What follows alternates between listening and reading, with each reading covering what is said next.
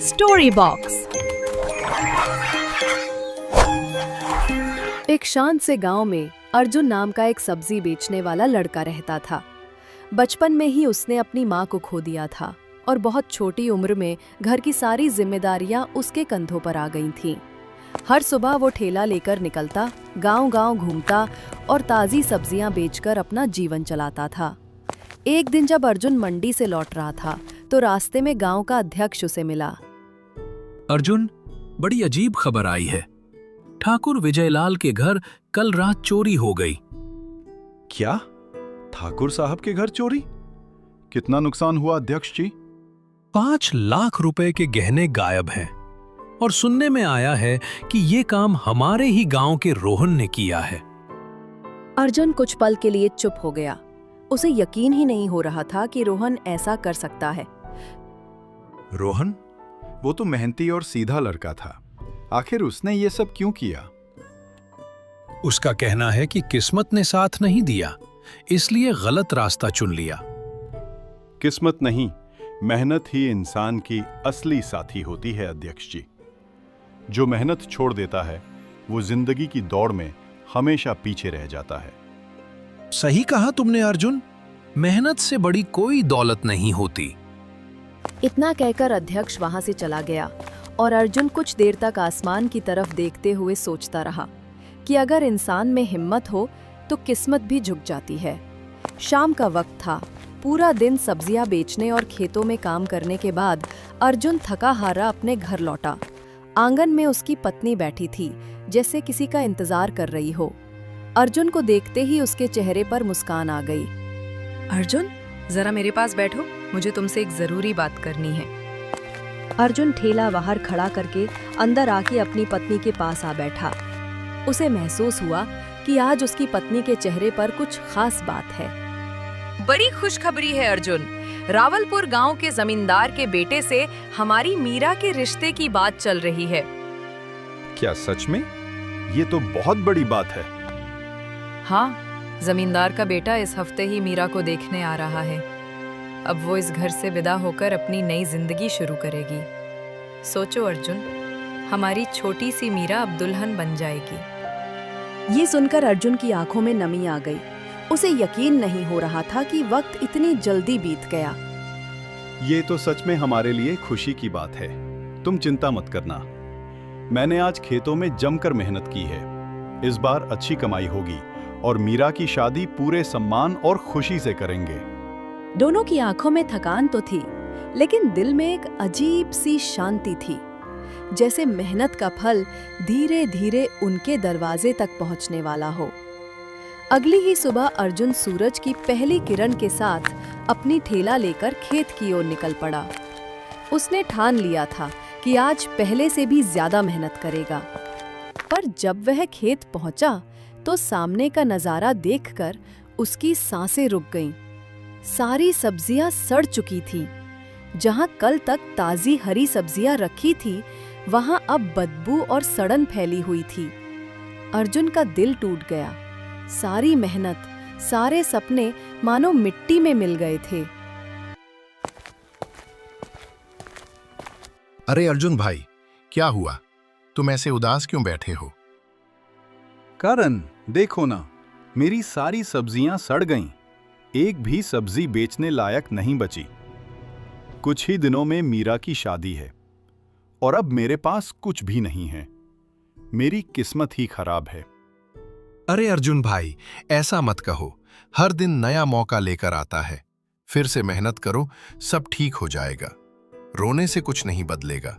जो हुआ उसे भूलो और सोचो अब क्या करना है। अर्जुन ने चुपचाप सिर झुका लिया। करण बोला, चलो भाई, मैं चलता हूं, लेकिन हिम्मत मत हारना। करण वहां से चला गया। अर्जुन धीरे धीरे घर की ओर लौटा। जो अर्जुन रोज मुस्कुराते हुए घर आता था, आज उसका चेहरा थकान और मायूसी से भरा था। घर पहुंचते ही उसकी पत्नी ने देखा कि वो कितना उदास है। अर्जुन, क्या हुआ? आज इतने चुप क्यों हो? क्या बताऊं तुम्हें, सारी सब्जियां सड़ गईं।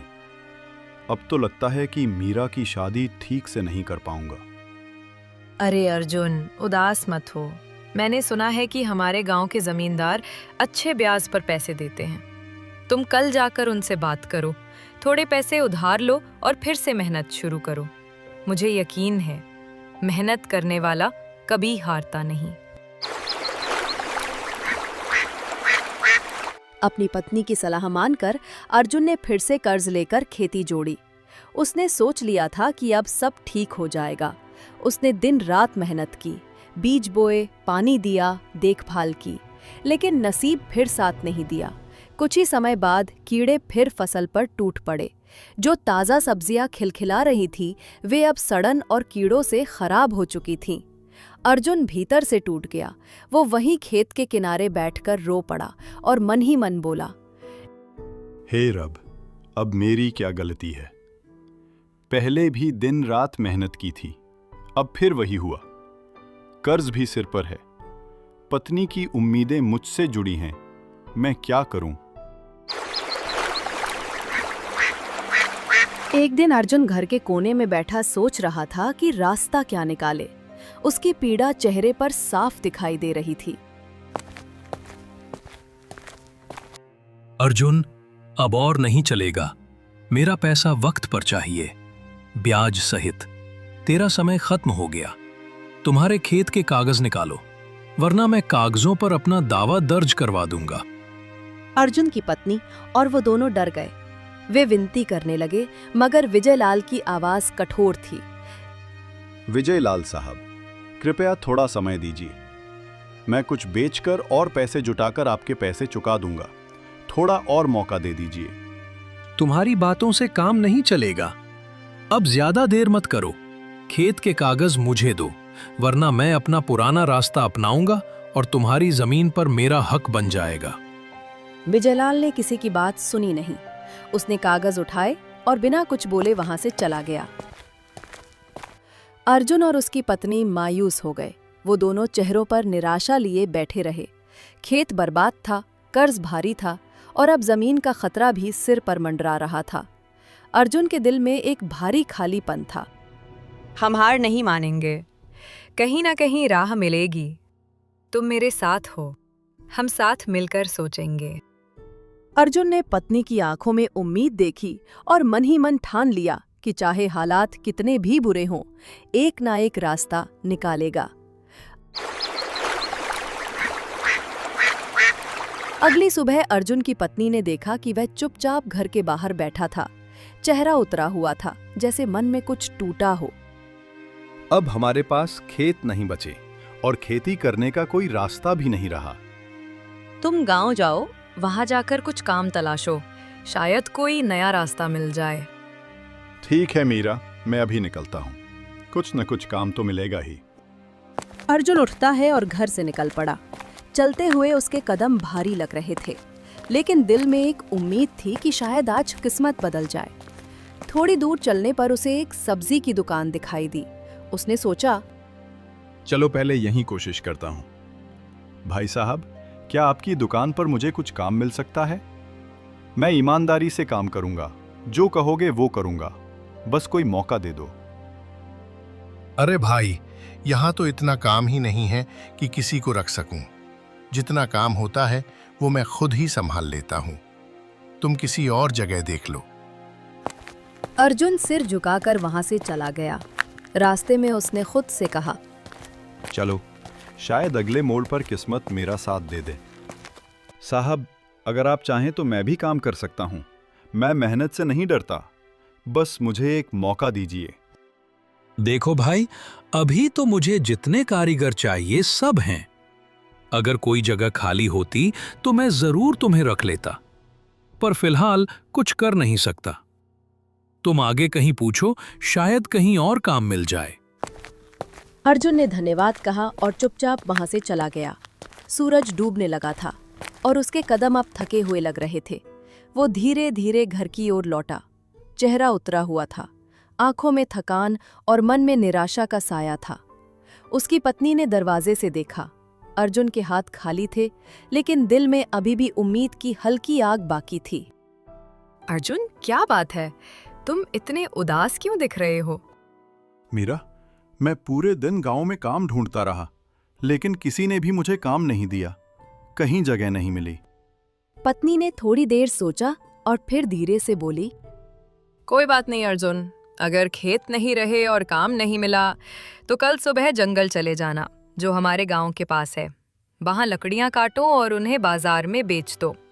थोड़े पैसे आ जाएंगे और हमारा घर भी चल पड़ेगा। बात तो ठीक है मीरा, लेकिन लकड़ियां काटने के लिए कुल्हाड़ी चाहिए। हमारे पास तो वो भी नहीं है। उसकी चिंता मत करो, मेरे पास कुछ पैसे रखे हैं, तुम इन्हें ले लो और कल सुबह बाजार जाकर एक मजबूत कुल्हाड़ी खरीद लाना। अगले ही दिन अर्जुन अपनी जेब में पैसे रखकर बाजार की ओर निकल पड़ा। धूप तेज थी, लेकिन उसके कदमों में एक नई उम्मीद थी। कुछ देर बाद वो बाजार पहुंचा और कुल्हाड़ी की दुकान पर गया। भाई साहब, मुझे एक बढ़िया सी कुल्हाड़ी चाहिए। मैं जंगल में लकड़ियां काटने जा रहा हूं, इसलिए मजबूत और सस्ती होनी चाहिए। जरूर भाई, ये देखो, ये कुल्हाड़ी लो, तेज भी है और टिकाऊ भी। इससे लकड़ी ऐसे कटेगी जैसे मक्खन। अच्छी लग रही है। इसकी कीमत क्या है? वैसे तो महंगी है, पर तुम्हें 100 रुपए में दे दूंगा। ठीक है, मुझे यही दे दो। अर्जुन ने पैसे दिए, कुल्हाड़ी उठाई और जंगल की ओर निकल पड़ा। अर्जुन कुल्हाड़ी लेकर जंगल की ओर जा रहा था।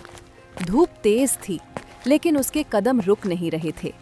रास्ते में चलते चलते उसने आसमान की ओर देखा और कुछ पल के लिए ठहर गया। हे रब, आज मैं अपनी जिंदगी का नया सफर शुरू करने जा रहा हूं। मेरे पास न जमीन है न पैसे, बस ये कुल्हाड़ी है और उम्मीद कि अब हालात बदलेंगे। मीरा की जिम्मेदारी मेरे कंधों पर है और मेरी पत्नी की आंखों में मुझसे उम्मीदें जुड़ी हैं। मुझे हिम्मत देना, ताकत देना, ताकि मैं अपनी मेहनत से सबका सहारा बन सकूं। मेरी मेहनत को बेकार मत जाने देना, बस इतना वरदान दे देना। इतना कहकर अर्जुन ने गहरी सांस ली और आगे बढ़ गया। कुछ देर बाद वो जंगल पहुंचा और बिना समय गवाए काम में जुट गया। पेड़ों की छाया में खड़ा होकर वो लकड़ियां काटने लगा। धूप में पसीना बहता रहा, मगर उसके हाथ रुकते नहीं थे। शाम तक अर्जुन ने ढेर सारी लकड़ियां इकट्ठी कर ली, उन्हें बांधा और कंधे पर उठाकर बाजार पहुंचा। वहां लकड़ियां बेचकर जब उसे पैसे मिले तो उसके चेहरे पर एक लंबी मुस्कान खिल उठी। मीरा, आज मैं जंगल गया था, बहुत मेहनत की और लकड़ियां बेचकर कुछ पैसे कमाए हैं। ये लो, इन्हें रख लो। घर के लिए थोड़ा अनाज ले आओ। अर्जुन, आज घर में फिर से उम्मीद लौट आई है। मैं अभी बाजार जाती हूँ। उस रात अर्जुन, उसकी पत्नी और मीरा तीनों ने सुकून से खाना खाया। काफी वक्त बाद उनके घर में मुस्कान लौट आई थी। अगली सुबह सूरज की पहली किरण के साथ अर्जुन फिर जंगल की ओर चल पड़ा। अब मेहनत उसका सहारा बन चुकी थी और हर दिन के साथ उसके भीतर एक नई उम्मीद जन्म ले रही थी। कुछ दिन ऐसे ही बीतते गए। अर्जुन रोज की तरह सुबह जंगल जाता, लकड़ियां काटता और शाम को उन्हें बेच देता। जिंदगी धीरे धीरे संभलने लगी थी। एक दिन जब अर्जुन जंगल पहुंचा तो उसे पेड़ों के बीच कुछ अजीब सी हलचल सुनाई दी। वो पास गया तो देखा एक गधा जमीन पर पड़ा कराह रहा था। उसके पैर में चोट लगी थी। अरे रे, ये बेचारा गधा कैसे जख्मी हो गया? अर्जुन उसके पास पहुंचा। उसने आसपास देखा। शायद कहीं कोई पत्थर या कांटा लगा था। अर्जुन ने अपने कपड़े का एक टुकड़ा फाड़ा और गधे के पैर पर बांध दिया। अब ठीक है भाई, ज्यादा मत हिलो, थोड़ा आराम कर लो, मैं पानी लाता हूँ। अर्जुन पास के झरने से पानी लाया और गधे को पिलाया। कुछ देर बाद जब गधा थोड़ा संभला तो उसने अर्जुन की ओर देखा और तभी अचानक एक तेज चमक हुई। अर्जुन हैरान रह गया। गधे की आंखों से एक सुनहरी रोशनी निकली और उसकी आवाज बदल गई। अर्जुन, तूने मेरी मदद की है, लेकिन मैं कोई साधारण गधा नहीं हूं। मैं एक श्रापित रूप में था। तेरी दया और सच्चाई ने मेरा जादू तोड़ दिया है। ये क्या कह रहे हो तुम? गधा बोल रहा है? मैं सपना तो नहीं देख रहा? नहीं बेटा, ये सपना नहीं है। तूने निस्वार्थ भाव से मेरी मदद की इसलिए मैं तुझे आशीर्वाद देना चाहता हूँ। इतना कहते ही गधे की चमकती आंखों से एक सुनहरी किरण निकली जो अर्जुन के पास में आकर थम गई। जब अर्जुन ने देखा तो उसके पास में एक सोने की मूर्ति थी, छोटी लेकिन चमक इतनी कि आंखें झिलमिला उठें। ये मूर्ति तेरी मेहनत और भलाई का इनाम है। अर्जुन की आंखें भर आईं। वो कुछ बोल नहीं पाया, बस हाथ जोड़कर बोला, धन्यवाद। मैंने तो सिर्फ एक घायल जानवर की मदद की थी। ये तो मैंने कभी सोचा भी नहीं था। गधा मुस्कुराया और धीरे धीरे धुंध में गायब हो गया। अर्जुन उस सोने की मूर्ति को दिल से लगाकर धीरे धीरे घर की ओर चल पड़ा। रास्ते में उसके मन में सिर्फ एक ही बात थी, शायद रब ने आज मेरी मेहनत का जवाब दे दिया। बाजार की हलचल थमी ही थी कि अर्जुन थककर दुकान के बाहर खड़ा था। वहीं से वो धीरे धीरे सड़क की ओर चल पड़ा, हाथ में सोने की मूर्ति थामे हुए। कुछ ही दूर पर एक ठाकुर ने भीड़ देखी और पैदल चल रहे अर्जुन पर नजर पड़ी। वे अर्जुन के पास आए। अरे बेटा, ये क्या हाथ में लिए खड़ा है? दिखाओ तो सही, तू कौन है और ये चीज कहां से आई? ठाकुर साहब, मेरा नाम अर्जुन है। मैं पास के गांव का रहने वाला हूँ। ये मूर्ति मुझे जंगल में मिली थी। एक घायल गधे ने मुझे दे दिया। मैं इसे बेचकर घर का भरण पोषण करना चाहता था। ठाकुर रणवीर ने मूर्ति को ध्यान से देखा। उसकी चमक में कुछ अलग सा था। ठाकुर के चेहरे पर एक चहल पहल सी हुई, लालच नहीं बल्कि प्रशंसा। तू ईमानदार लग रहा है। अगर तू चाहे तो मैं ये मूर्ति खरीद लूंगा, सही दाम दूंगा। ठाकुर साहब, अगर आप ईमानदार दाम देंगे तो मैं बेच दूंगा। मेरे लिए सबसे जरूरी है कि घर संभल जाए। ठाकुर ने फौरन अपनी पैसे निकाले और अर्जुन को दे दिए। अर्जुन ने पैसे लेकर सिर झुकाकर धन्यवाद कहा और मूर्ति ठाकुर को सौंप दी। पैसे लेकर अर्जुन की आंखों में खुशी चमक उठी। वो तुरंत घर की ओर चला गया, दिल में एक बड़ी राहत और आशा के साथ। रास्ते में उसने सोचा कि अब वो अपनी जमीन वापस लेने और मीरा की शादी के लिए तैयारी शुरू करेगा। अर्जुन जब घर पहुंचा तो उसके चेहरे पर लंबे समय बाद मुस्कान थी। हाथ में पैसों की थैली थी और आंखों में उम्मीद की चमक। घर में बैठी उसकी पत्नी ने उसे आते ही देखा और जल्दी से पास आई। अर्जुन, क्या हुआ? सब ठीक तो रहा ना? इतने खुश क्यों लग रहे हो? मीरा, आज किस्मत ने हमारा साथ दे दिया। अब हमारे पास इतने पैसे हैं कि सब कुछ फिर से संभल सकता है। सच अर्जुन, रब का लाख लाख शुक्र है। अब तो हमारी सारी परेशानियां खत्म हो जाएंगी। हाँ मीरा, कल ही मैं जाकर जमींदार का कर्ज चुका दूंगा, अपनी जमीन वापस लाऊंगा और फिर मीना की शादी भी पूरे सम्मान से करूंगा। हाँ, यही तो मैं भी चाहती थी। अब सब अच्छा होगा। कल ही जमींदार के पास चले जाना, उसके पैसे चुका दो और अपने खेत के कागज वापस लेकर आओ। अगली सुबह सूरज की किरणें अभी अभी जमीन पर उतरी थीं। अर्जुन अपनी पुरानी पगड़ी बांधकर कंधे पर थैली टांगे हवेली की ओर निकल पड़ा। जमींदार साहब, ये लीजिए आपके सारे पैसे। अब कृपया मेरी जमीन के कागज लौटा दीजिए। वो जमीन मेरी मेहनत की पहचान है। जमींदार ने पहले तो हैरानी से अर्जुन को देखा, फिर धीरे धीरे मुस्कुराया और पैसे लेते हुए बोला, अर्जुन, तूने जो कहा वो कर दिखाया। ये ले तेरे खेत के कागज। अर्जुन ने कागज अपने सीने से लगाकर आंखें बंद कर ली। सालों की मेहनत और संघर्ष जैसे आज पूरी हो गई थी। वो मुस्कुराता हुआ घर की ओर चल पड़ा। अब उसके कदमों में भरोसा था और दिल में सुकून। जब अर्जुन घर लौटा, उसके चेहरे पर जीत की चमक थी। हाथ में जमीन के कागज थे और दिल में सुकून। घर के आंगन में उसकी पत्नी और बहन मीरा दोनों खड़ी थी। देखो, ये रहे हमारे खेत के कागज। अब कोई नहीं कहेगा कि अर्जुन की जमीन चली गई। मीरा, अब तुम्हारी शादी धूमधाम से होगी। सच अर्जुन, ये तो सबसे बड़ी खुशखबरी है। अब रब ने हमारी किस्मत बदल दी है। घर में फिर से रौनक लौट आई। ढोलक की थाप, गीतों की आवाजें और मेहमानों की भीड़। कुछ ही दिनों में अर्जुन ने अपनी बहन मीरा की शादी पूरे गांव में धूमधाम से कर दी।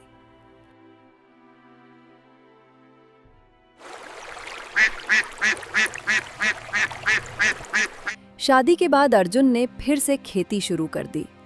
फसलें लहलहाने लगीं, किस्मत मुस्कुरा उठी थी। लेकिन तभी गांव में एक नई मुसीबत ने सिर उठा लिया। एक सुबह खबर फैली, गांव के अध्यक्ष के घर में चोरी हो गई थी। और अजीब बात ये थी कि चोर का कोई सुराग नहीं मिला। अरे भाई, कुछ तो गड़बड़ है। इतने दिनों में अर्जुन के पास इतना पैसा कैसे आ गया? कर्जदार था, खेत भी चला गया था, अब अचानक अमीर कैसे बन गया? कहीं वही तो नहीं जिसने अध्यक्ष के घर से चोरी की? धीरे धीरे ये अफवाह आग की तरह पूरे गांव में फैल गई। हर कोई अर्जुन को शक की निगाह से देखने लगा। उधर गांव का अध्यक्ष जब ये बातें सुनता है तो गुस्से से भर जाता है और कुछ लोगों को साथ लेकर अर्जुन के घर पहुंच जाता है। अर्जुन, बाहर निकलो।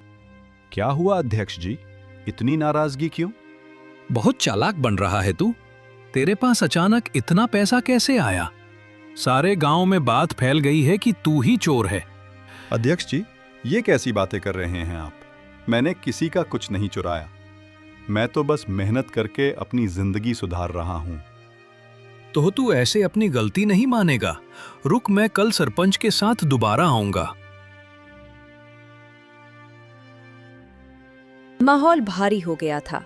गांव के लोग जमा हो गए थे और सबकी नजरें अर्जुन पर थीं। अब अर्जुन को अपना सच साबित करना था, नहीं तो उसकी ईमानदारी हमेशा के लिए मिट्टी में मिल जाती। अगले दिन अर्जुन के घर पूरा गांव जमा हो गया था। अध्यक्ष, ठाकुर रणवीर, सरपंच और कुछ लोग लेकर सीधे अर्जुन के घर के बाहर आ खड़े हुए। आसपास के लोग फुसफुसा रहे थे और सभी की निगाहें अर्जुन पर टिकी थीं।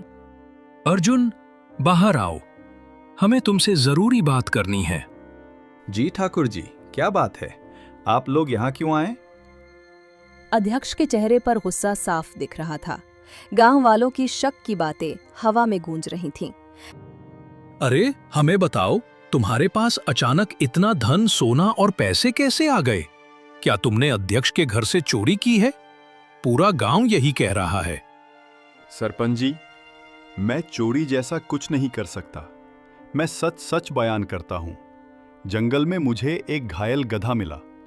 मैंने उसकी मदद की। उसने जादुई तरीके से मुझे एक सोने की मूर्ति दी। मैं वही मूर्ति बेचकर पैसे लेकर आया था।